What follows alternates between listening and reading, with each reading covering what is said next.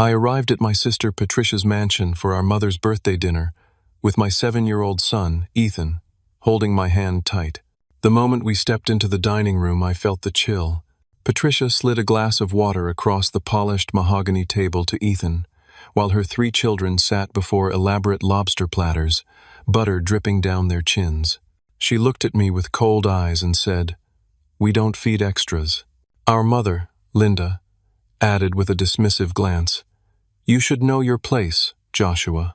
I forced a smile, squeezed Ethan's trembling hand under the table, and replied as calmly as I could manage, "Noted." Then the doorbell rang. The private chef had arrived. The front door opened, and in walked Antoine, a renowned culinary artist whose face I recognized from local food magazines. Patricia had hired him for $1,500 to impress her country club friends who filled the other seats around the table. I watched my son's eyes well up with tears as he took a sip of his water, trying not to look at the feast in front of his cousins. Madison, Patricia's oldest at 10, leaned over and whispered loud enough for everyone to hear, "Why doesn't your dad have money like our dad?" Her brother, Trevor, age 8, laughed and added, "Yeah, you guys are poor." The youngest, 5-year-old Chloe, just stared at Ethan with confusion, not quite understanding the cruelty yet, but sensing the tension. Patricia didn't correct them. Instead, she turned to her guests and announced in a voice dripping with false sympathy, "My brother Joshua never quite made anything of himself. He lives in a tiny apartment after his divorce, 2 bedrooms for him and Ethan. Can you imagine?" She shook her head as if discussing a tragic disease. Linda, our mother, nodded approvingly from the head of the table, her jewelry catching the light from the crystal chandelier above. I always knew Patricia would be the successful one.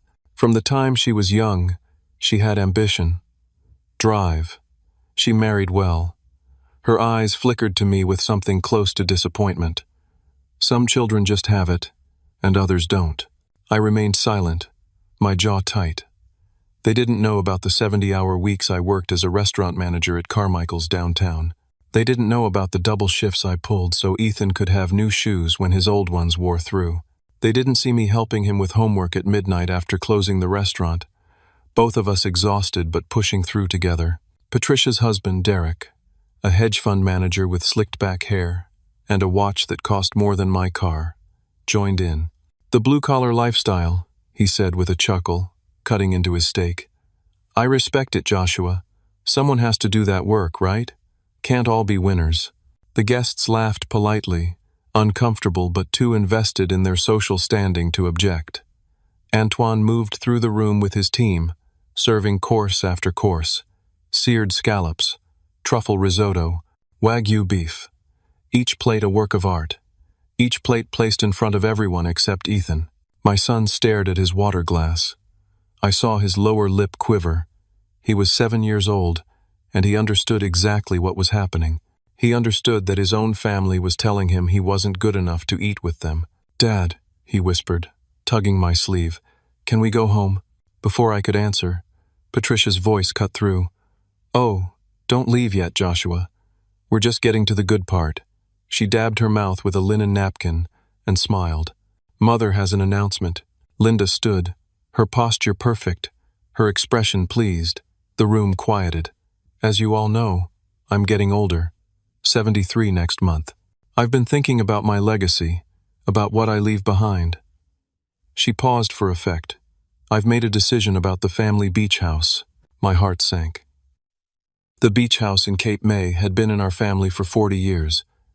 Our father bought it before Patricia and I were born. He died 12 years ago, and I'd always assumed Patricia and I would inherit it equally when the time came. The property was worth at least $1.2 million. "I'm transferring full ownership to Patricia," Linda announced, gesturing to my sister with a flourish, effective immediately. Patricia's smile widened. Derek raised his wine glass in celebration. The guests applauded politely. I felt like I'd been punched in the stomach. "What?" Linda turned to me, her expression hardening. "I'm giving it to the child who deserves it, the one who married well and gave me successful grandchildren." She looked at Ethan with barely concealed disdain. "Some family lines are worth preserving. Others are not. Ethan started crying, tears rolling down his cheeks. He tried to hide his face against my arm. I started to stand, ready to leave and never look back, but Patricia held up her hand. "Wait," she said, her voice saccharine sweet. "Before you go, I need you to sign something." She nodded to Derek, who produced a folder from beneath his chair. Mother had her lawyer draw up papers. "You're officially waiving any claim to the beach house, the family trust, and her estate. She wants this settled now, tonight, with witnesses." She slid the folder across the table to me. My hands shook as I opened it. I stared at the documents, my vision blurring slightly as I tried to process what I was reading.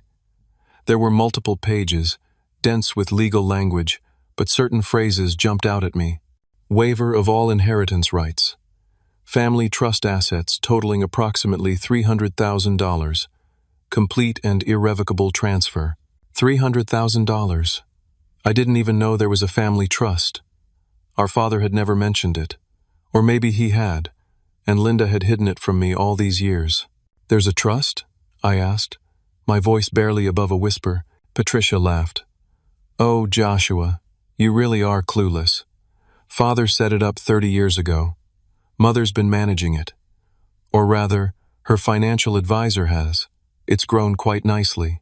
A man I hadn't noticed before stepped forward from the corner of the room. He wore an expensive suit and carried a leather briefcase. "I'm Richard Townsend, your mother's attorney," he said, placing a business card on the table beside the documents. "Everything here is legally binding. Your signature, witnessed by the guests present tonight, will constitute full and final settlement of any claims you might have to the family estate." I scanned the documents again. I was signing away Ethan's future, his college education, his security, everything our father might have wanted him to have. My hands trembled as I held the pen. Ethan tugged at my sleeve. "Dad," he whispered, his voice breaking, "I'm really hungry." Patricia heard him. Of course she did. She laughed, a sharp sound that cut through the room. "Maybe he should have been born into a better family," she said, and several guests shifted uncomfortably in their seats. Derek added, his tone condescending, "You really should learn to provide better for your child, Joshua. It's a father's responsibility." I felt heat rising in my face. Humiliation coursed through me. A room full of strangers was watching my family destroy me, watching my son cry from hunger while they feasted on lobster and steak. They were witnesses to my degradation, and that's exactly why Patricia had invited them. I picked up the pen. My jaw clenched so hard my teeth ached. Every instinct screamed at me to walk out, to refuse, to fight. But what could I do? I had no lawyer, no resources to fight Patricia and Derek's money. Linda had made her choice, and in this moment, I felt more alone than I had since my divorce 3 years ago. I signed my name on every line that required it. My handwriting looked strange, disconnected, as if someone else was controlling my hand. When I finished, I slid the folder back across the table to Richard Townsend. He gathered the papers efficiently, produced his phone, and began scanning them with an app. "What are you doing?" I asked. "Filing them electronically with the county clerk's office," he said without looking up. "They'll be officially recorded within the hour. Everything legally processed." Patricia beamed. "Efficient, isn't he? Cost me a fortune, but worth every penny." I stood slowly, pulling Ethan up with me. My son's face was red and blotchy from crying. I needed to get him out of here, to take him somewhere safe, to feed him and hold him, and tell him that none of this was his fault. But then I paused. I looked at Patricia's triumphant expression, at Derek's smug smile, at Linda's cold satisfaction. Something shifted inside me. A strange calm settled over my chest. "I'm glad we're doing this properly," I said, my voice steady now, with witnesses and a lawyer present. Patricia's smile faltered slightly. She couldn't read my tone. "Since we're making things official tonight," I continued, "there's something I should mention. The beach house? It has significant structural damage." The room went silent. "Black mold throughout the walls," I said, watching Patricia's face. "Foundation cracks in 3 places, and the septic system failed last month. Complete backup." I know because I'm the one who's been managing the property for the past 2 years.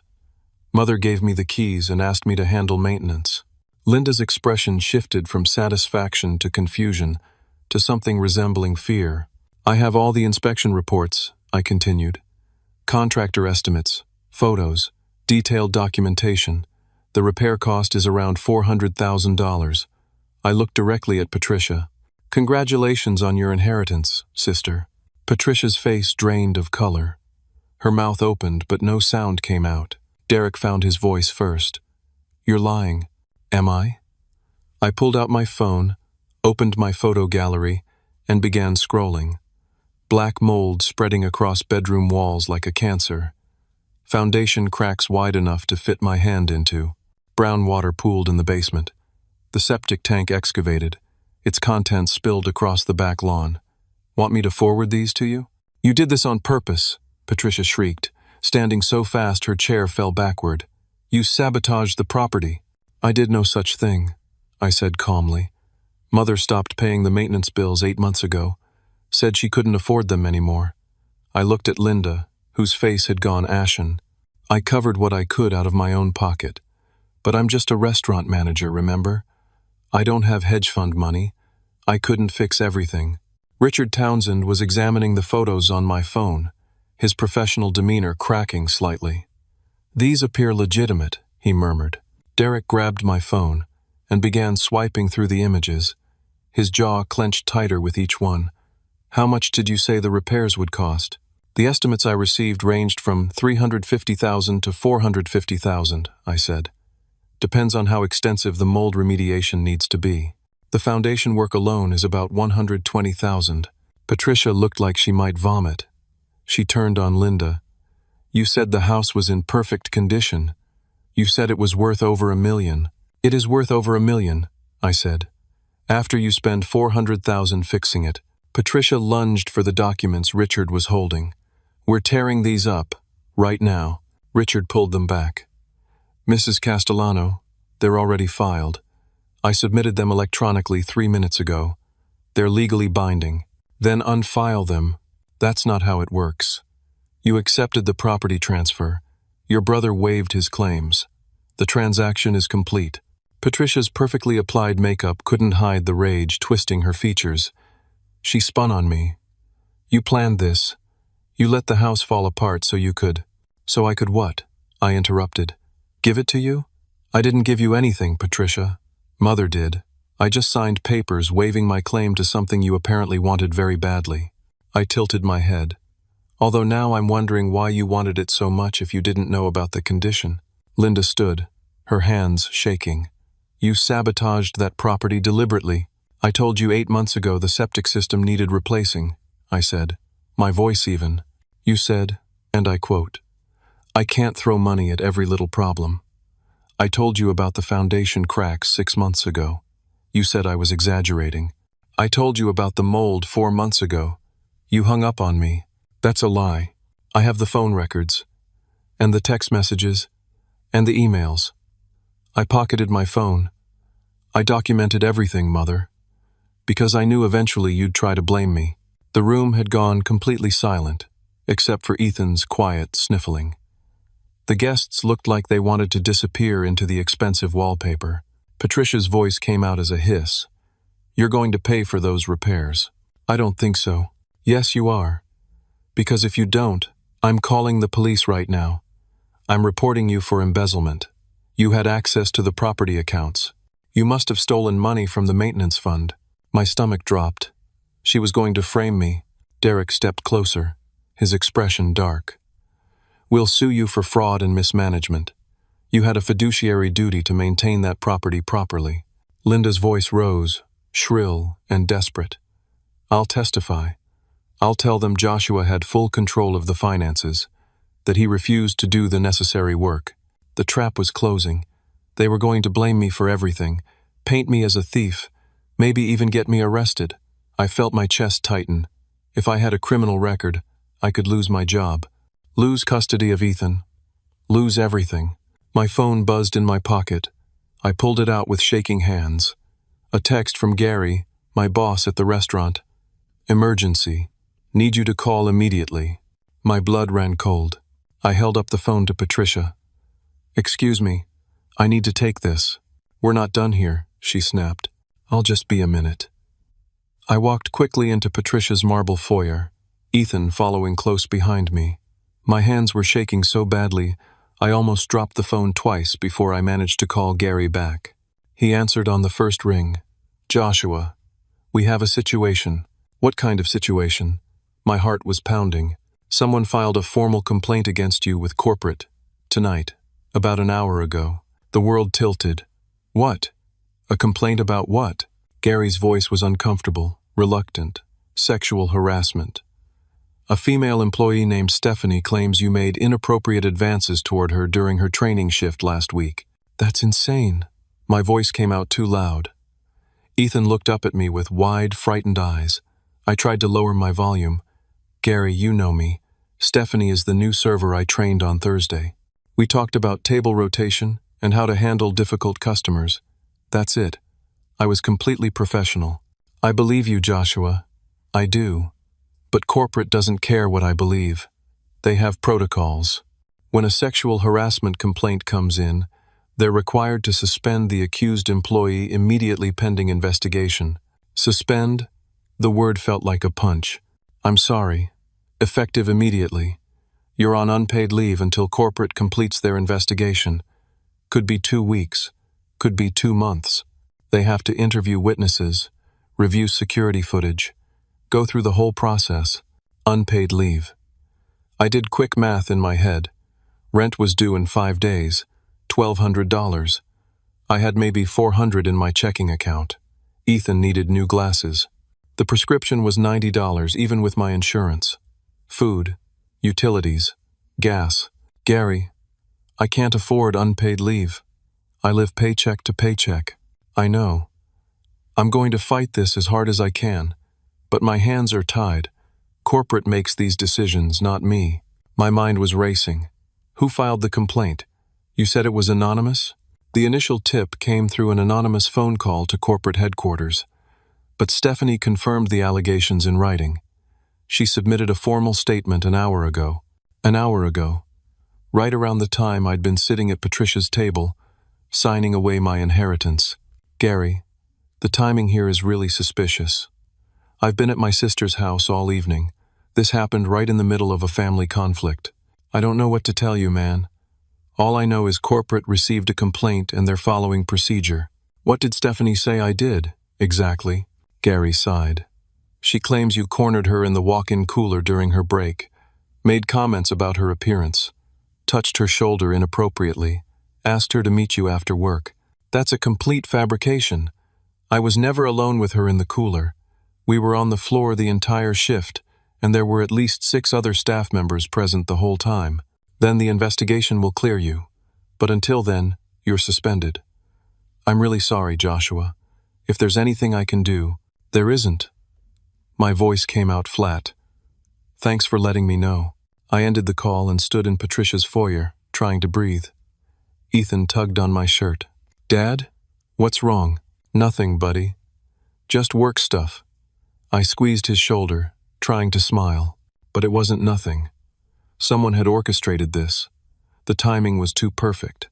An anonymous call to corporate, and then Stephanie suddenly confirming allegations that were completely false. This didn't happen by coincidence. I walked back into the dining room. Patricia was still on her phone, but she hung up quickly when she saw me. Too quickly. Everything okay? She asked, and there was something in her tone. Something that sounded almost like satisfaction. Did you contact someone at my workplace? I asked directly. She laughed. A light, tinkling sound. Joshua, I have no idea what you're talking about. Why would I care about your little restaurant job? But Derek gave it away. He mentioned it too casually, with too much familiarity. That restaurant manager position must be stressful, he said, cutting into his dessert. Corporate protocols, employee complaints, so much liability these days. Corporate protocols. The exact phrase Gary had just used, and Derek shouldn't know anything about my job structure. I'd never discussed it with him. How do you know about corporate protocols at Carmichael's? I asked. Derek's expression didn't change. but I saw his jaw tighten. Just general knowledge. All chain restaurants have similar structures. Carmichael's isn't a chain. It's independently owned with one location. Silence. Patricia jumped in. Derek does consulting work with restaurants sometimes. He knows the industry. He does hedge fund management. He diversifies. I looked between them, seeing the coordination, the planning. They'd made calls, used Derek's business connections to reach someone at my workplace, maybe offered money, maybe just leveraged relationships. However they'd done it, they'd gotten Stephanie to file false allegations, and then Linda dropped the real bomb. She stood from her chair, her posture rigid. "Joshua, I think we need to discuss a solution here." Her voice was calm, measured. "You're clearly struggling. No stable income now. Living in inadequate housing. Unable to properly care for your son." She gestured to Ethan, who pressed closer to my leg. "Maybe it's time to consider what's best for the child." My blood turned to ice. "What are you saying?" "Patricia and Derek can give Ethan a proper life.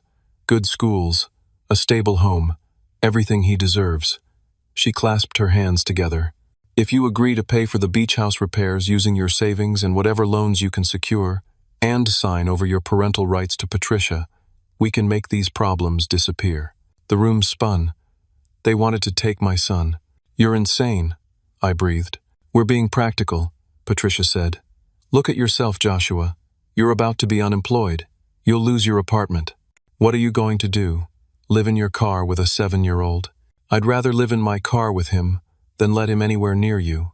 Derek stood, his face hardening. "Be reasonable. We're offering you a way out. Sign the papers, and we'll make a few calls. The harassment complaint disappears. You get your job back. You walk away from the beach house debt. Everyone wins. Everyone except Ethan, who loses his father. He gains a real family," Linda said coldly. Ethan was crying again, clinging to my leg with both arms. I could feel him shaking, my hands curled into fists at my sides. I'd never wanted to hit someone as badly as I wanted to hit Derek in that moment. My phone buzzed. A text from Marcus Chen, a friend from college who'd become a lawyer. We'd stayed in touch over the years, meeting for beers every few months. I'd texted him earlier when things started going south, just a quick need advice about family legal issue. His message read, "Just saw your text. Don't sign anything else. Coming to you now. What's the address?" I texted back Patricia's address. "Who are you texting?" Patricia demanded. "A friend." "What kind of friend?" "The kind who's a lawyer." Her expression shifted. "You can't afford a lawyer. Marcus is a friend. He'll help me." I looked at Linda, at Patricia, at Derek. "I'm not signing anything.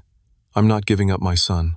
And I'm not paying for a house that Mother let fall apart through her own negligence." "Then you'll be arrested," Patricia said flatly. "For embezzlement, for harassment, for child neglect when you can't provide for Ethan anymore. We'll see about that." I turned to leave, Ethan's hand tight in mine. But before I reached the door, Patricia's voice stopped me. "I already called them." I turned back slowly. "Called who?" "Child Protective Services. While you were on the phone, I explained the situation. A social worker is on her way here right now." My heart stopped. "You what?" I told them everything. That you're unstable. That you've been suspended from work for sexual harassment. That you're living in poverty with a child and can't provide adequate care. That I'm concerned for my nephew's welfare." Linda added, tears forming in her eyes. Fake tears that made me sick. "I'm his grandmother." I told them I'm worried. That Joshua has been erratic lately. That I fear for Ethan's safety. I felt like the floor had dropped out from under me. CPS. They could take Ethan tonight. Put him in emergency foster care while they investigated. I'd heard stories. Kids torn from parents over false allegations. Investigations that dragged on for months. "You can't do this," I said. But my voice sounded weak even to my own ears. "I just did," Patricia replied. 20 minutes later, there was a knock at the door. Patricia answered it with a concerned expression perfectly arranged on her face. A woman in her 40s entered, wearing a rumpled suit and carrying a worn briefcase. She looked exhausted, like she'd already dealt with 5 crises today, and this was number 6. "I'm Carol Henderson, Child Protective Services," she said, showing her identification. "I received a call about a child welfare concern." Patricia launched into her rehearsed speech. Joshua's instability, his suspension from work for sexual harassment, his inability to provide, his inadequate housing. She painted a picture of me as a barely functioning parent on the edge of collapse. Linda joined in, crying softly, describing how worried she was, how she'd tried to help but I refused, how Ethan had lost weight, how the child seemed anxious all the time. None of it was true. Ethan was healthy, happy, doing well in school, but Carol Henderson didn't know that. She just saw an expensive mansion full of concerned family members versus one tired-looking man who'd clearly been through an emotional ringer tonight. "I need to interview the child," Carol said, privately. My heart was pounding so hard I thought everyone could hear it. "Ethan, it's okay. Just tell the truth." Carol led him into Patricia's study and closed the door. The longest 15 minutes of my life followed. I stood in the foyer, Marcus's arrival 20 minutes away, watching that closed door and imagining every terrible outcome. What if Ethan was too scared to speak? What if Carol misinterpreted something he said? What if Patricia had coached him somehow when I wasn't looking? Finally, the door opened. Carol emerged, her expression dark and unreadable. Ethan followed, his face red from crying but his jaw set in a way that reminded me of myself. "Mr. Bennett," Carol said, "I need to speak with you privately. Now." My legs nearly gave out. This was it. They were taking him. I followed her outside onto Patricia's front porch, my vision tunneling. Carol closed the door behind us and turned to face me. "Your son told me something very concerning." I couldn't breathe. "He says his aunt offered him $50 earlier today to lie and say you hit him. Is this true?" The world stopped spinning. "What?" Carol's expression was granite hard. "Ethan said that this afternoon, before you came to dinner, your sister sent him a text message. He showed it to me. It says, quote, 'Tell them your dad hurts you, and I'll give you $50 and you can live with your cousins.' End quote." My mind struggled to process what she was saying. "Ethan showed you a text?" From a phone number he identified as belonging to Patricia Castellano, I photographed it. Carol pulled out her own phone and showed me the image. There it was, Patricia's number at the top. The message exactly as Carol had described. Timestamp, 3:47 this afternoon. "I don't understand," I said. "Ethan doesn't have a phone." "He does. He showed me. An older model smartphone. He said you gave it to him for emergencies. I had given him an old phone 6 months ago after his school had a lockdown scare. Just a cheap device with basic service so he could call me if he needed to. He barely used it. I'd forgotten he still carried it in his backpack." She texted my son. I said slowly, the horror of it sinking in. "She tried to get him to make false abuse allegations against me." "That's witness tampering," Carol said. "And child endangerment.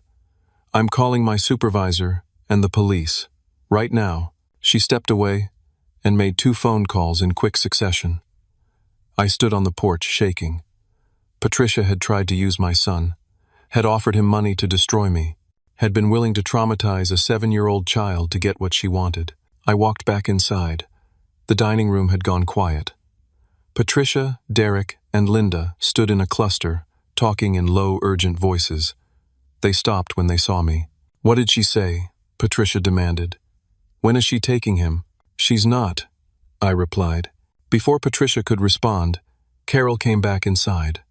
Her supervisor was apparently already nearby and arrived within 5 minutes. 2 police officers followed shortly after. The dining room, which had been the site of my humiliation an hour earlier, became something else entirely. Carol showed the officers the text message on Ethan's phone. Patricia immediately went on the defensive. "That's fake. The kid must have made it up. He's a troubled child. He has problems with lying." But the officers weren't listening to her excuses. They were looking at the phone records, at the number, at the timestamp. Marcus arrived in the middle of the chaos. He took one look at the scene, pulled me aside, and I explained everything in a rapid whisper. His expression grew darker with each sentence. "This is attempted witness tampering," Marcus said loud enough for everyone to hear, "and child endangerment. You tried to coerce a minor into making false allegations of abuse." Derek tried to take control. "Now hold on. Let's all calm down. This is clearly a misunderstanding. Patricia would never—" "I have the text message right here," Carol interrupted. "Photographed and documented. There's no misunderstanding." One of the officers, a tall woman with gray, streaking her hair, turned to Patricia. "Ma'am, we need you to come with us to answer some questions." "You're arresting me?" Patricia's voice went shrill. "This is ridiculous. Call our lawyer. Derek, call Richard." Richard Townsend, who'd been standing in the corner looking increasingly uncomfortable, stepped forward. "Mrs. Castellano, I'm an estate attorney. You need a criminal defense lawyer. I can't help you with this. You're supposed to be on retainer for estate planning, not for criminal charges." He was already edging toward the door.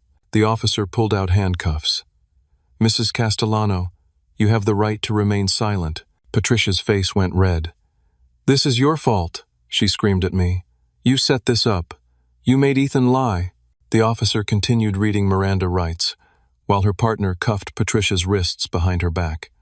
Derek was shouting about police overreach and threatening lawsuits. Linda was crying, real tears this time, as she watched her favorite child being arrested in front of her country club friends. The guests had long since made excuses and fled. Only the catering staff remained, watching the drama unfold with wide eyes. As the officers led Patricia toward the door, she turned back to me one last time. "You think you've won?" she spat. "You have nothing. No job, no money, no house. Even if I go down, you're still destroyed." The officers took her outside. Through the window, I watched them put her in the back of a police car. Derek was on his phone, probably calling every lawyer he knew. Marcus touched my arm. "We need to talk. Outside." We stepped onto the porch, Ethan between us. Marcus crouched down to Ethan's level. "You did the right thing, buddy. Telling the truth. That took a lot of courage." Ethan nodded, wiping his eyes. Marcus stood and turned to me. His expression was serious. "Joshua, I need to tell you something. After you texted me, I had a bad feeling about this situation. I called a friend who's a private investigator. Asked him to do a quick background check on a few things." "Okay?" He looked into Stephanie, the woman who accused you of harassment. My stomach clenched. "And?" "She received a wire transfer this morning. $15,000 from an account belonging to Derek's investment firm." The world tilted again. "He paid her to lie about me. That's what it looks like. It's fraud, witness tampering, and conspiracy. We have them." Marcus pulled out his phone and showed me a screenshot of bank records his investigator had obtained. "This should be enough to get the harassment complaint thrown out and get you reinstated immediately." Relief flooded through me. So intense I felt dizzy. "I can get my job back." "You'll get your job back, and Derek is going to face serious criminal charges. This isn't some minor offense. This is coordinated harassment and fraud." I wanted to feel victorious, but Patricia's words echoed in my mind. Even with her facing charges, I'd still lost my inheritance. Still signed away rights to the beach house and the family trust. Still, Marcus was smiling slightly. "There's more." "More? Remember the beach house? The one I just signed away rights to forever?" "Yeah, about that." Marcus pulled up something on his phone. I pulled the property records while I was driving over. "Joshua, your mother never actually owned that house outright." I stared at him. "What do you know about that?" "Your father bought it before he died, right? 12 years ago he passed away?" "Yes. The property never went through proper probate. Your mother only had what's called a life estate. She could live there, use it, maintain it, but she couldn't transfer full ownership to anyone. She didn't have the legal authority." My head was spinning. "So the papers I signed tonight are worthless. Linda never had the right to execute those documents. The house is still technically part of your father's estate, which by law should have been divided between his two children equally, you and Patricia. So I still own half of it? Not just half. Patricia's about to face serious criminal charges. If she's convicted, There are provisions in estate law that can disqualify someone from inheriting property obtained through fraud or coercion. You might end up owning the whole thing. I couldn't speak, couldn't process it all. Marcus continued. And that family trust? The 300,000 Linda mentioned?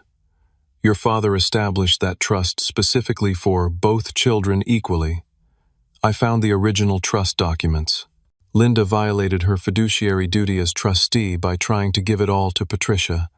That's illegal. You're entitled to half, maybe more, depending on how the court views her breach of duty. How do you know all this? I called in some favors, made some calls while I was driving, had people pulling records. He put his hand on my shoulder. I've already filed emergency motions to freeze all the assets and contest those fraudulent documents you signed. First thing tomorrow morning, we're going to court. The door opened behind us. Carol Henderson stepped out. Mr. Bennett, I've completed my initial assessment. Based on what I've observed tonight and Ethan's statements, I'm closing this case. There's no evidence of neglect or abuse. In fact, your son appears well cared for and strongly bonded to you. She glanced back at the house. I'm recommending charges against Mrs. Castellano for false reporting and child endangerment. Thank you, I managed to say. She nodded and walked to her car. Another crisis worker, another emergency. I watched her drive away and thought about how close I'd come to losing everything. My phone rang. Gary's name on the screen. I answered. Hello? Joshua. I just got a very interesting call from corporate. They reviewed the complaint against you and found some irregularities. Specifically, a wire transfer from a Derek Castellano to Stephanie Morrison the same day she filed her allegations. I know. My lawyer found it. Stephanie just confessed. Said Derek approached her a week ago, offered her money to file a false complaint. She's being terminated, and they're pursuing prosecution. Corporate wants you back immediately. Tomorrow morning. With back pay for tonight. And they want me to tell you they're sorry, and they're conducting a full investigation into how this happened. I closed my eyes. Thank you, Gary. Don't thank me. Thank whoever found that wire transfer. That's what saved you. He paused. Take the night off. Be with your kid. We'll see you tomorrow. I hung up and looked at Marcus. I have my job back. Good, he smiled. Now let's talk about how we're going to make your family pay for what they tried to do. The next 2 months were a blur of legal proceedings, depositions, and court appearances. Marcus worked pro bono, refusing my offers to pay him, saying this was personal now after he saw what my family had tried to do. Patricia was charged with 3 counts of witness tampering, 2 counts of child endangerment, and 1 count of conspiracy to commit fraud. Derek faced charges for bribing Stephanie, conspiracy, and wire fraud. The hedge fund he worked for launched an internal investigation and suspended him without pay. His reputation in the financial community crumbled overnight. Word spread fast in those circles. Linda tried to claim innocence, saying she'd been manipulated by Patricia, but Marcus had recordings. Ethan's phone had recorded part of the dinner conversation. Not everything, but enough. Linda's voice clearly stating she wanted me to sign over parental rights. Her admission that she'd called CPS, her coordination with Patricia throughout the evening. The estate attorney, Richard Townsend, turned witness for the prosecution to avoid being charged as an accessory. He testified that Linda and Patricia had planned the entire evening in advance, including having him present to make the document signing seem official and irrefutable. The beach house situation unraveled exactly as Marcus predicted. The documents I'd signed were invalidated. A judge ruled that Linda had exceeded her authority and acted in bad faith. The property was evaluated, and even with the needed repairs, it was worth $800,000. Patricia's claim to it evaporated when the fraud came to light. The family trust was even more complicated. Linda had been slowly draining it over the years, giving Patricia loans that were never repaid. The original $300,000 had dwindled to $180,000. But that money, plus what could be recovered from Patricia through asset seizure, meant Ethan would have something for college after all. Through it all, I kept working at Carmichael's. Gary gave me more responsibilities, a promotion to assistant general manager with a raise. Not huge money, but enough that I could breathe a little easier. Ethan started therapy to process what had happened. His therapist said he was resilient, that he'd be okay, but that he needed time to understand that his family's cruelty wasn't his fault. We had sessions together too, learning how to talk about the trauma and move forward. Patricia and Derek's world collapsed. She was convicted on 2 of the 3 witness tampering charges and sentenced to 18 months in prison, suspended to probation and community service. Derek got 3 years probation and a massive fine. His career was over. The hedge fund fired him. Other firms wouldn't touch him. Last I heard, he was working at his father's car dealership in Pennsylvania, a humiliating fall from his former status. Patricia's country club friends abandoned her. The scandal was too juicy, too public. Her children were withdrawn from their private school after other parents complained. Derek and Patricia had to sell their mansion to pay legal fees and restitution. They moved into a rental house in a modest neighborhood, their previous life of luxury completely destroyed. Linda tried to reconcile with me. She called, sent letters, even showed up at my apartment once. I refused to engage. Marcus sent her a cease and desist letter. Some wounds don't heal just because the person who caused them says they're sorry. She'd been willing to take my child. That wasn't something I could forgive. The property battle concluded in my favor. The judge awarded me 70% ownership of the beach house, citing Patricia's fraud and Linda's mismanagement. Patricia kept 30%, but with the repair costs exceeding $400,000, her share was essentially worthless unless someone paid to fix the property. I had a decision to make: keep the house and find a way to pay for repairs, or sell my share and walk away. Marcus advised me to sell. Take the money and move on. Build something new. I thought about it for weeks. The beach house represented my father, the good memories of childhood before everything went wrong. But it also represented Linda's favoritism, Patricia's cruelty, years of being told I wasn't good enough. I decided to sell my 70% share to a development company that wanted to renovate and flip the property. They paid me $600,000 for my stake, handling the repairs themselves and dealing with Patricia's minority ownership. $600,000. More money than I'd ever imagined having. I paid off my debts first. Credit cards I'd been carrying since the divorce. The small loan I'd taken for Ethan's medical bills last year. Then I set up a college fund for Ethan, putting $200,000 in a trust he couldn't access until he turned 18. With the remaining money, I made a choice that surprised even Marcus. I bought a small restaurant space that was closing down in a neighborhood near my apartment. Not a fancy area, not upscale. Just a working-class community, where families lived paycheck to paycheck, where kids like Ethan grew up knowing what it meant to be hungry sometimes. I renovated it myself over 3 months, working nights and weekends. Gary gave me time off when he could. Marcus helped with the legal paperwork. Even Ethan pitched in, painting walls and arranging furniture, excited to be part of something new. I called it Bennett's Table. Simple name, simple concept, affordable, quality food, generous portions, and one absolute rule that I printed on every menu and painted on the wall behind the register: every child eats, no exceptions. If a family came in and couldn't afford meals for their kids, the kids ate free. If a single parent came in looking exhausted and worried, I made sure their child's plate was full. If someone was counting change to see if they had enough for dinner, I found a way to make it work. I hired staff from the neighborhood, people who needed second chances, who understood struggle, who would treat every customer with dignity. The restaurant opened 6 months after that nightmare dinner at Patricia's mansion. I spent my savings on equipment, inventory, and hiring good people. It was a risk. Most restaurants fail in the first year, but I didn't care about becoming wealthy. I cared about building something that mattered. The opening night was small, just friends, neighbors, a few local business owners. Gary came and brought half the staff from Carmichael's. Marcus was there with his wife. Ethan stood beside me at the door, greeting people with a shy smile. No lobster platters, no private chefs, just good food, fair prices, and tables full of people who appreciated both. We made it through the first month, then the second. Word spread in the neighborhood, the place with the kind owner. the restaurant where kids always got fed, where the portions were generous and the prices were honest. By month 3, we were profitable.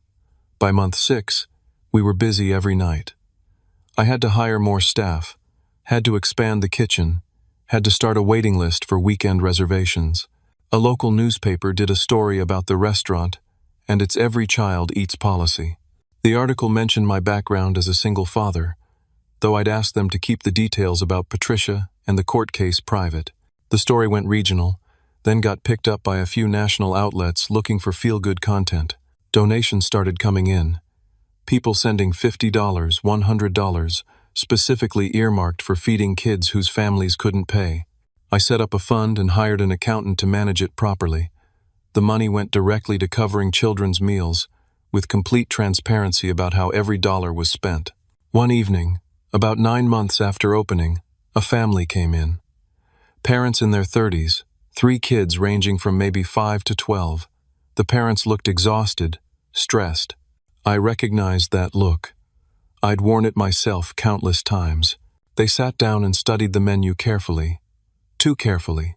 I watched the mother add up prices in her head, watched the father's jaw clench when the oldest boy asked if he could get a burger. I walked over to their table. "Evening, folks. First time here?" The father nodded. "We heard good things." "Well, I appreciate that." I smiled at the kids. "What do you guys like to eat?" The youngest girl, maybe 5 years old, said softly, "I like chicken nuggets. We make really good chicken nuggets here. Fresh, not frozen." I pulled out my order pad. "Tell you what, tonight's a special night. We're trying out some new menu items, and we need opinions from expert tasters. Think you 3 could help us out? The meals would be on the house, of course. We just need you to tell us what you think." The parents started to protest, but I held up my hand gently. "It's purely for market research. We're a small business, and we need honest feedback. You'd actually be doing us a favor." The mother's eyes were shining with tears. She understood what I was really offering. "That's very kind of you." "Not kind, just good business." I winked at the kids. "So what'll it be?" The children ordered burgers, chicken nuggets, pasta. The parents ordered more modestly, but I made sure the kitchen sent out generous portions for everyone. When the food came, I watched those kids' faces light up, watched them eat without anxiety, without worry, without the weight of knowing their family was struggling. The father tried to leave a large tip, probably more than he could afford. I refused it. "Just come back sometime," I said. "That's all I ask." They did come back, and they brought friends, and those friends brought others. The restaurant became known as a place where families mattered more than profit, where children weren't afterthoughts, where dignity was served alongside every meal. I thought about Patricia sometimes, about her mansion and her lobster platters, and her contempt for anyone she considered beneath her, about how she'd measured worth in dollars and status symbols. She tried to destroy me by taking everything away. But in taking everything away, she'd accidentally set me free, free from chasing her approval, free from trying to measure up to mother's impossible standards, free from believing that my worth was tied to wealth or status. I built something better than what they had. Not bigger, not fancier, but better. Built on kindness instead of cruelty, on inclusion instead of exclusion, on the simple belief that everyone deserves a seat at the table. 1 year after opening Bennett's Table, I was in the kitchen during the dinner rush when Marcus called. I almost didn't answer. We were slammed. 3 servers out sick, and I was covering expediting while trying to help prep. "Kind of a bad time," I said, phone wedged between my shoulder and ear while I plated a burger. "This can't wait. Are you sitting down?" "I'm expediting." So new. "Patricia's in the hospital." My hand stilled on the plate. "What happened?" "Overdose. Prescription pills. Her neighbor found her this morning." Marcus paused. "She left a note. She's going to be okay physically, but Joshua, she's not doing well. Derek left her. Took the kids and filed for full custody. She's broke, facing foreclosure on the rental house, and completely isolated." I felt a complicated surge of emotions. Anger, pity, vindication, guilt for feeling vindicated. "Why are you telling me this?" "Because Linda called me." begging me to get you to help Patricia. She says you're the only one who can." I laughed, a bitter sound. The woman who tried to take my son? Who offered him money to lie about me? I should help her? I'm just the messenger. But there's something else. Marcus's voice changed. "Linda wants to meet with you. Says she has information you need to hear. About your father." That stopped me. What kind of information? She wouldn't tell me. Just said it's important. That you deserve to know the truth. I thought about hanging up. About refusing.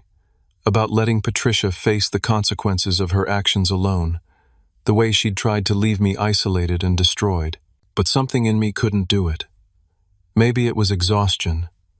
Maybe it was the year I'd spent building a restaurant based on compassion and second chances. Maybe I was just curious about what Linda wanted to say about Dad. Fine, I'll meet her. Once. But not at her house and not at the hospital. Neutral territory. I'll set it up. 2 days later, I met Linda at a coffee shop downtown. She looked older than I remembered. Smaller somehow. Her expensive clothes were gone, replaced with department store casual wear. Her jewelry was minimal. She looked like what she was, a woman who'd lost everything. I sat down across from her without ordering anything. I didn't plan to stay long. "Thank you for coming," she said. Her voice was hoarse. I said nothing. "Patricia tried to kill herself. Did Marcus tell you?" "He did. She's in psychiatric care now. 72-hour hold. Derek's lawyer is using it to build a case for sole custody. He's going to win. Patricia will lose her children. She tried to take mine," I said flatly. Linda flinched. I know what we did was unforgivable. I'm not here to ask for forgiveness." "Then why are you here?" She pulled an envelope from her purse. Old, yellowed with age, my father's handwriting on the front. To be opened in the event of Linda's death or misconduct. "Your father left this with his lawyer 30 years ago. Instructions that if anything happened to him, and if I ever violated the terms of his will or trust, this letter should be given to you and Patricia." She slid it across the table. "Richard Townsend found it in the old files after the court case. He gave it to me 6 months ago. I should have given it to you then, but I was too ashamed." I stared at the envelope. "What's in it?" "Read it, please." I opened it carefully. The paper inside was brittle, the ink faded but readable. My father's handwriting. Seeing it again after 12 years made my throat tight. "My dear sons and daughters," it began. I noticed he used plural, sons. "If you are reading this, then something has gone wrong with the plans Linda and I made. Let me explain something that I kept secret to protect you both. Joshua is not Linda's biological son. He is the child of my first marriage to Catherine, who died when Joshua was 2 years old. Linda adopted him when we married, and we agreed to raise him as our own, never telling him the truth unless circumstances required it. I established the trust and property rights equally because both of you are my children, and I love you equally. But I fear Linda's family may pressure her to favor Patricia, her biological child. I have seen signs of this. If that happens, if she violates the trust I placed in her to treat you both fairly, then you must know the truth. Joshua, you are not obligated to accept unfair treatment. You have every right to your inheritance, and the law supports you. Patricia, if you are reading this, then your mother has made terrible choices. Do not follow her path. Money and status are empty without character and compassion. I love you both. I wish I could have lived to guide you through life. Be kind to each other. Take care of each other. That is my final request. Your father, David Bennett." I read it 3 times. My hands shook. Catherine, I had no memory of her. Linda was the only mother I'd ever known. "Why didn't you tell me?" My voice came out rough. "David and I agreed it was better for you not to know. You were so young when Catherine died. You called me Mom from the beginning. We thought it would be easier." Linda's eyes were red. "But my family always knew. My mother, my sister. They treated you differently. Subtly at first, then more openly as you got older. They pushed me to favor Patricia because she was really mine. I listened to them. I let them convince me that Patricia deserved more because she was my biological child. You chose to treat me like I was worth less. Yes, I did. And I destroyed our family because of it. She wiped her eyes. David would be ashamed of me. He trusted me to love you both equally, and I failed him. I failed you. I stood up, the letter clutched in my hand. You're right. He would be ashamed. Joshua, please. Patricia needs help. I know she doesn't deserve it, but she's my daughter. She's sick. And her children, your niece and nephews, they're going to lose their mother. I can't help her. I have nothing left. But you do. You have the restaurant. You have stability. You could. I could what? Take in the woman who tried to frame me for child abuse? Who tried to steal my son? Are you insane? I know how it sounds. But those children are innocent. And Patricia, for all her faults, loves them. If she loses them, she won't survive it. Please, not for Patricia, not for me. For them. I thought about Madison, Trevor, and Chloe. 3 kids who'd been raised to think they were better than everyone else, who'd mocked Ethan for being poor, who'd watched their mother get arrested, and their father abandon them. 3 kids who were learning the same lesson Ethan learned that night at the dinner table, that cruelty has consequences, and sometimes those consequences destroy everything you thought was secure. What exactly are you asking me to do? Talk to Derek. He respects success. You've built a successful business. You have a good reputation now. If you advocated for Patricia keeping shared custody, if you showed the court that she has family support, it might make a difference. Why would I do that? Because you're better than we are. Because you built a restaurant on the principle that children deserve to be fed and cared for, regardless of circumstances. Because those are your father's grandchildren too, and he would want you to help them. She was manipulating me, using Dad's memory and my own values against me. I knew it, and it still worked. I folded the letter and put it in my pocket. I'll think about it. Thank you. That's all I ask. I left the coffee shop and sat in my car for 20 minutes, staring at nothing. Ethan was at school. I had 4 hours before I needed to pick him up. I drove to the cemetery where Dad was buried. I hadn't visited in over a year. Work and life and everything else always got in the way. I stood in front of his headstone and pulled out the letter. I found out something today, I said out loud, feeling foolish but needing to speak. I found out Mom isn't my real mom, that you were married before, that Catherine was my mother. The wind rustled through the trees surrounding the cemetery. I'm angry about it, about the lies, about Linda treating me like I was less than Patricia because I wasn't hers. But I'm also angry at you. You left me with her. You trusted her to do the right thing, and she didn't. You should have known. You should have protected me better. Silence. Just wind and distant traffic. But you did protect me. With this letter. With the trust and the property rights. You made sure I'd be okay even if Linda failed. So thank you for that.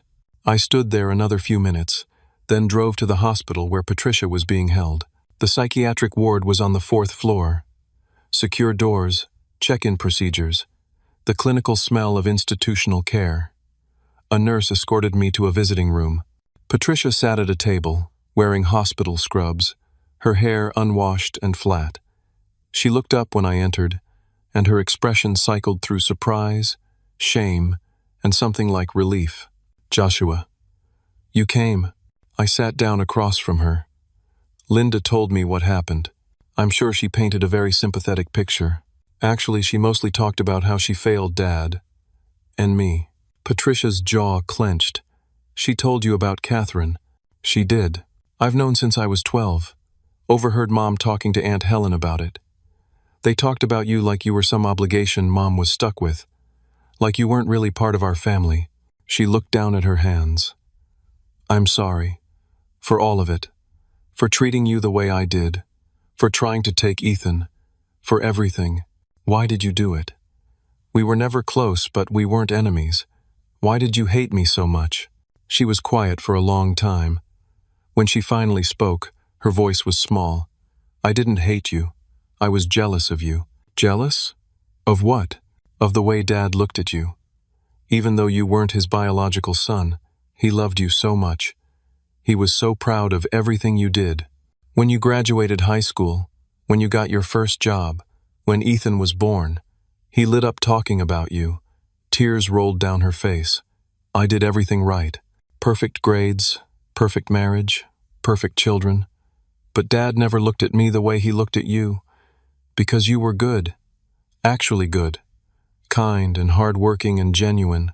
And I was just performing. I didn't know what to say to that. After Dad died, Mom and I became this team, the two of us against you. It felt like we finally had something that was just ours, but it was toxic. It turned us into monsters. She wiped her face. I destroyed my life trying to destroy yours, and now Derek's taking my kids. And I deserve it. I deserve all of it. Maybe you do, I said. But your kids don't deserve to lose their mother. She looked up, hope flickering in her eyes. Are you going to help me? I thought about everything. The pain, the betrayal, the year of rebuilding. I thought about Ethan and how he'd feel if I let my niece and nephews suffer because I couldn't forgive their mother. I thought about Dad's letter and his final request.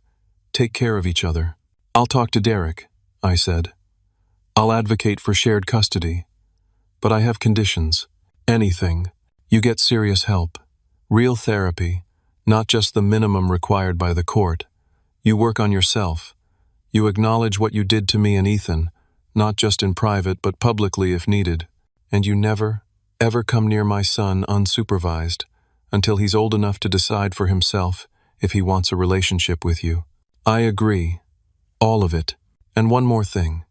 When you get out of here, when you get your life together, you're going to volunteer at Bennett's table every week. You're going to serve food to families who can't afford it. You're going to look into the faces of kids whose parents are struggling, and you're going to remember what you did to Ethan. Her voice cracked. Okay. I stood to leave. Joshua, she called. Thank you. You're a better person than I ever was. That's a low bar, Patricia. I left the hospital and called Derek. The conversation was tense, hostile at first. He didn't want to hear anything I had to say, but I was persistent. I pointed out that Madison, Trevor, and Chloe needed their mother. That Patricia was getting help. That completely cutting her out would damage the kids more than supervised visitation would. I also pointed out that if he pushed for sole custody and won, Patricia would likely end up homeless and completely destroyed, and his children would grow up knowing their father had done that. Was that the legacy he wanted? It took 3 more conversations, but eventually Derek agreed to a modified custody arrangement. Patricia would have supervised visitation while she was in treatment, then gradually increased time with the kids as she progressed. It wasn't everything she wanted, but it was more than she deserved. 2 years after that nightmare dinner at Patricia's mansion, life had settled into something I never expected. Peace. Bennett's table was thriving. We'd expanded twice, adding more seating and hiring 12 full-time staff members. The Every Child Eats program had served over 4,000 free meals to kids from families struggling to make ends meet. We'd been featured in 3 major food magazines and a national morning show, not for innovative cuisine but for what the host called revolutionary compassion in action. The donations kept coming. We'd set up a proper nonprofit arm of the restaurant, with a board of directors and transparent financial reporting. Every dollar donated went directly to feeding children, and we published monthly reports showing exactly how the money was spent. People trusted us because we earned that trust every single day. Ethan was 9 now, thriving in school, playing Little League baseball, and showing signs of inheriting his grandfather's kindness. He still carried that old phone, though he barely used it. He said he kept it as a reminder of the night everything changed. His therapist said that was healthy, that he was processing the trauma by acknowledging it rather than suppressing it. Patricia kept her word. After 3 months in intensive treatment, she started volunteering at the restaurant every Saturday. She arrived at 8 in the morning and worked until we closed at 9. She served food, cleared tables, washed dishes, and talked to customers with genuine humility I'd never seen in her before. The first time Madison, Trevor, and Chloe came to visit her during her shift, they seemed shocked to see their mother in an apron, serving food to people who couldn't pay. But over time, something shifted in them too. They started asking questions, started understanding that their previous life had been built on cruelty and exclusion. Madison, now 12, asked me one day if she could volunteer too. I said yes. Now she came every other Saturday with her mother, learning what it meant to serve rather than be served. Derek never apologized, but he did write a substantial check to the restaurant's non-profit fund. I think it was his way of trying to pay for his conscience. I accepted it because the money fed kids, and that mattered more than my pride. Linda tried several times to rebuild a relationship with me. I remained cordial but distant. Some bridges, once burned, can't be rebuilt. She sent birthday cards to Ethan with money inside. I let him decide whether to accept them. Usually, he donated the money to the restaurant's fund for feeding kids. He said, "Other people need it more than me, Dad." That was all David Bennett, my real father, coming through in his grandson. I'd framed Dad's letter and hung it in my apartment where I could see it every day. The truth about Catherine, my biological mother, had been jarring at first. But in time, I realized it didn't change anything that mattered. Dad had chosen to be my father. He'd loved me, protected me, and made sure I'd be taken care of even after he was gone. That was what counted. I visited his grave every month now, usually taking Ethan with me. We'd talk about Dad, about the restaurant, about life. I told Ethan stories about his grandfather that I'd forgotten over the years. How Dad used to take me fishing even though neither of us ever caught anything. How he'd taught me to change a tire in the driveway on a Saturday afternoon. How he'd told me that a man's worth wasn't measured in dollars but in the lives he touched. I finally understood what Dad had been trying to teach me all along. Success wasn't about mansions and lobster dinners and impressing people who didn't matter. Success was building something meaningful, creating a space where people felt valued, showing up for your kid, treating others with dignity, even when they didn't treat you the same way. The restaurant became more than a business. It became a community center. We started hosting birthday parties for families who couldn't afford them. Free, with cake and decorations and a meal. We partnered with local schools to provide dinner for kids in after-school programs whose parents worked late shifts. We hired people coming out of difficult circumstances, formerly incarcerated individuals, people in recovery, single parents struggling to find employers who'd work with their schedules. Marcus became my business partner, handling all the legal aspects and helping me navigate the non-profit regulations. He refused to take a salary, saying that seeing the restaurant succeed was payment enough.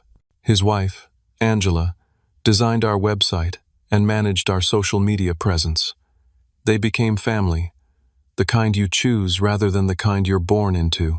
One evening, about 2.5 years after opening, a couple came into the restaurant with their 3 children. I recognized them immediately, the family from that first night, the ones I'd told we needed expert tasters for new menu items. The father approached me with his hand extended. "Mr. Bennett? I don't know if you remember us." "I do. How are you folks doing?" "Better, much better. I got a promotion at work 6 months ago. We're in a better place financially." He pulled out his wallet. "I wanted to pay you back for that meal. And all the other times we came in, and you found reasons to comp our kids' food. I know what you were doing. I want to pay it forward." He handed me $500 in cash. I tried to refuse it. "That's not necessary. Please, let me do this. You helped us when we needed it. Now I want to help other families the way you helped mine."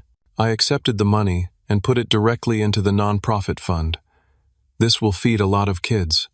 Thank you." His wife had tears in her eyes. "You don't know what you did for us. Those were dark times. We were barely making rent. And you made us feel like we mattered, like our kids mattered. That gave us hope to keep fighting." After they left, I stood in the restaurant looking around at the full tables, at the families eating and laughing, at Ethan doing homework in the corner booth while occasionally looking up to wave at me. I thought about Patricia's mansion, about that dinner table where my son had been given only water while others feasted. I'd learned my place that night, and it wasn't beneath anyone.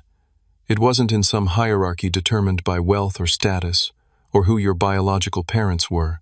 My place was here, creating something that actually mattered, building a legacy that Dad would be proud of. The greatest revenge wasn't destroying Patricia or proving Linda wrong.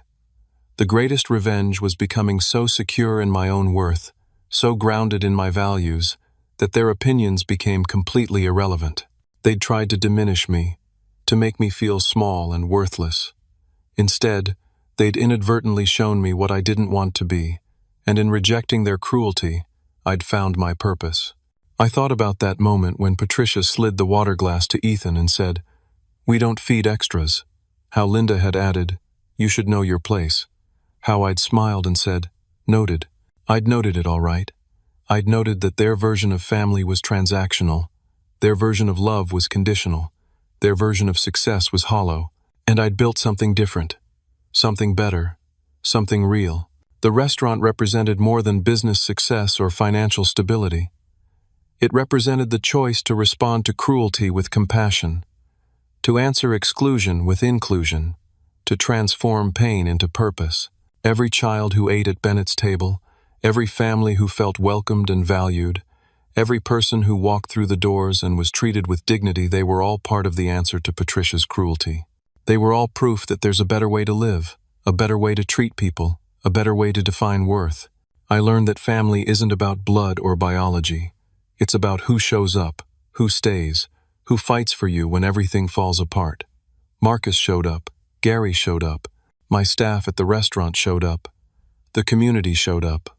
They were my real family. I learned that your darkest moment can become your greatest teacher. That night at Patricia's mansion, watching my son cry from hunger while being mocked by his own relatives, I wanted to disappear. I wanted to give up. But Ethan needed me to be strong. And in finding that strength, I discovered I was capable of more than I'd ever imagined. I learned that forgiveness doesn't mean forgetting or excusing. It means refusing to let someone else's toxicity poison your future. I helped Patricia not because she deserved it, but because her children deserved a mother, and because helping her was consistent with the values I wanted to live by. That was for me, not for her. Most importantly, I learned that real wealth has nothing to do with money. I'm wealthy because I can look my son in the eyes and know I did the right thing. I'm wealthy because I built something that helps people. I'm wealthy because I broke the cycle of cruelty and created something better for the next generation. Patricia had lobster platters and a mansion and all the trappings of success, but she had to destroy everything to learn what actually mattered. I got there faster because I never had the luxury of pretending money could replace character. The measuring stick isn't how big your house is or how expensive your dinner is or whether you impress people at country clubs. The measuring stick is whether you can look at yourself in the mirror and recognize the person staring back, whether your children want to be like you, whether the world is slightly better because you were in it. By that measure, I'm the wealthiest person I know. 3 years after that nightmare dinner, on Ethan's 10th birthday, I hosted a party at the restaurant. Not a fancy affair, just his friends from school, some neighbors, and the people who'd become our chosen family. Patricia came with Madison, Trevor, and Chloe. It was the first time she'd been invited to anything family-related, and she seemed nervous. But Ethan, in his wisdom and kindness, went up to her and said, "Thanks for coming, Aunt Patricia. I'm glad you're here." She started crying right there in the middle of the party. Madison hugged her, and I realized that healing isn't linear, and it's never complete. But it's possible. Even after terrible betrayal, even after unforgivable cruelty, small moments of grace can start to repair what was broken. I won't ever forget what Patricia and Linda did. The wounds they inflicted run deep. But I won't let those wounds define me.